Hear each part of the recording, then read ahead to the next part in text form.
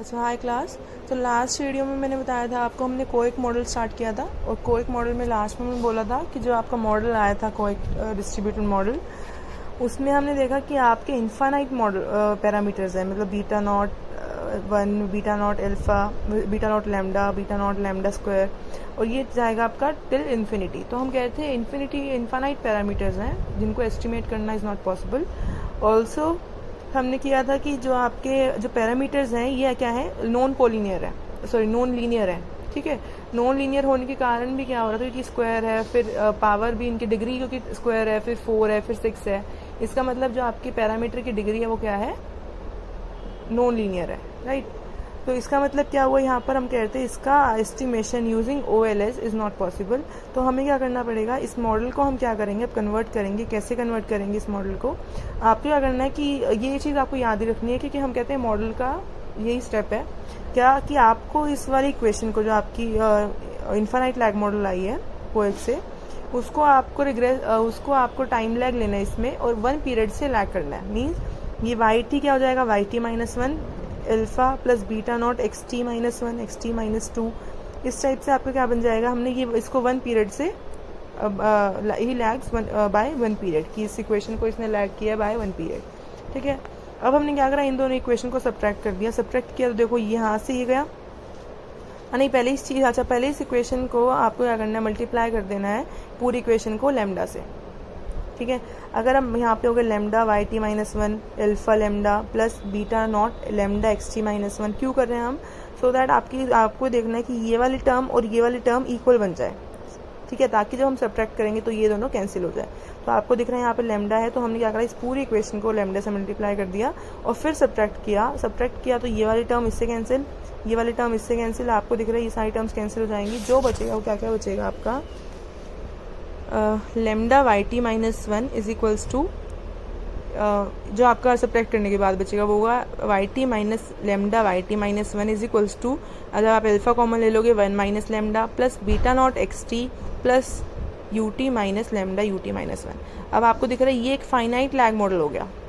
ठीक है, as compare to the last model जो हमने देखा था, वो इन्फानाइट लैग मॉडल था कि उसमें इन्फानाइट पैरामीटर्स थे, उसका हम एस्टिमेशन नहीं कर सकते थे, इसलिए हमने इसको कन्वर्ट कर लिया फाइनाइट लैग मॉडल में।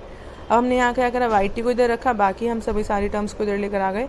ठीक है, यहाँ पर आपका ये VT क्या, ये पूरा है क्या बन जाएगा, error term, that is VT। हमने नई error term the, that is VT।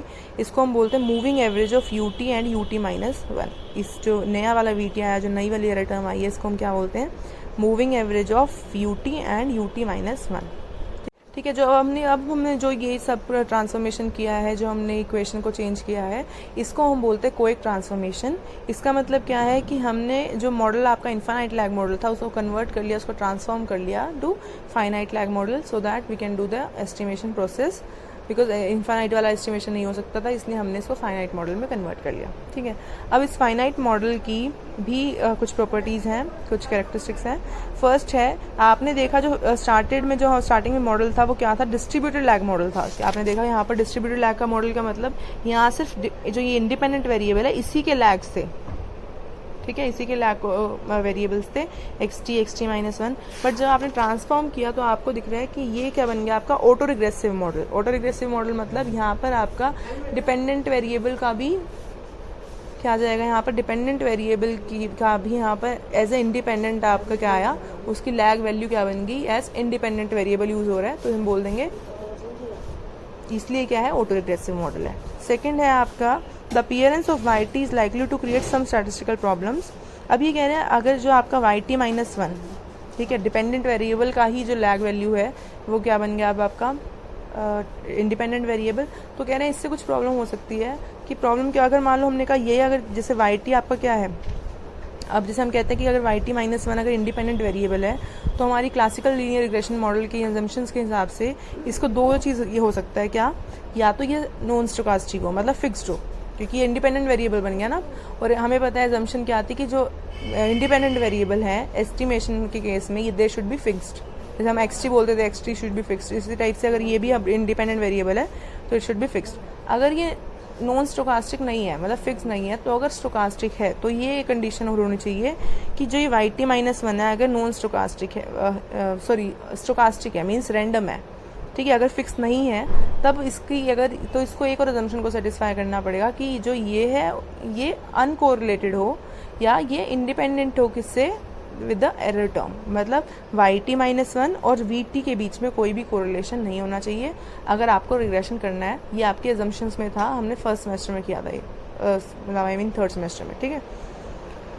तो ये हो गया आपका, तो ये हम कहेंगे ये वाली प्रॉपर्टी सेटिस्फाई होनी चाहिए, तभी आप आगे क्वेश्चन आपका एस्टिमेशन हो सकता है।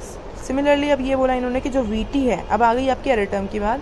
एरर टर्म भी हमने बोला कि एरर टर्म भी आपकी में भी आप जो ट्रांसफॉर्म एरर टर्म आई है, अगर मान लो हम कह रहे हैं आपके ut जो ये आपके ओरिजिनल मॉडल के स्टोकास्टिक एरर टर्म है, अगर हम कहते हैं कि ये इनके ऊपर डिपेंड करेगा कि आपका vt में क्या प्रॉब्लम्स आएंगी या vt क्या रहता है, तो ये डिपेंड करेगा आपके ut में।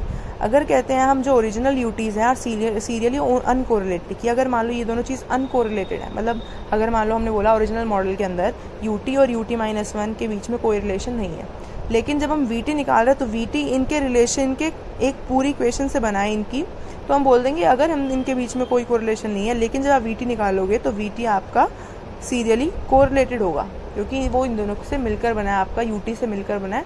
तो there will be serial correlation between because of the addition to the stochastic explanatory variables yt-1। ठीक है, तो हम कहेंगे जो आपका जो yt है वो क्या हो जाएगा, आपका सीरियली कोरिलेटेड, vt क्या हो जाएगा, सीरियली कोरिलेटेड हो जाएगा। Therefore we may have to face the problem of serial correlation. अब आपको यहाँ पर ऑटो कोरिलेशन की प्रॉब्लम होगी आपके मॉडल में। अब हम कह रहे हैं यहाँ पर आपका जो लैग्ड y है, अगर मान लो अब ऑटो कोरिलेशन प्रॉब्लम को आपको सॉल्व करना है, तो हमने ऑटो कोरिलेशन वाला जब चैप्टर किया था तो हमने बोला डर्बिन वॉटसन डी टेस्ट आप यूज़ कर सकते हो। बट यहाँ कह रहा है जो अगर लैग वैल्यू का वेरिएबल का एज इंडिपेंडेंट होना, मतलब एज इंडिपेंडेंट वेरिएबल आपका लैग वैल्यू होना डर्बिन वॉटसन डी टेस्ट की एजम्पशंस को वायलेट करता है, क्योंकि हम बोलते हैं डर्बिन वॉटसन डी टेस्ट के होने के लिए अगर आपको करना है उसमें, तो आपके लैग वैल्यू y वेरिएबल्स की there should be no lag, मतलब ना तो x का कोई लैग वैल्यू हो ना ही कोई y की लैग वैल्यू हो, तभी आप डर्बिन वॉटसन डी टेस्ट कर सकते थे। तो हम कह रहे हैं आप ऑटो कोरिलेशन की problem Durbin Watson D test से आप नहीं सॉल्व कर सकते, तो आपको कौन सा टेस्ट लेके आना पड़ेगा यहाँ पर, डर्बिन वॉटसन एच टेस्ट। ठीक है, बस आपको इतना ज़्यादा डीप में लिखना, सिंपल ये लिखना है कि यहाँ पर जो डर्बिन वॉटसन डी टेस्ट है वो फेल हो जाएगा because of the presence of lagged values in the model, so you will have to use the Durbin Watson H test.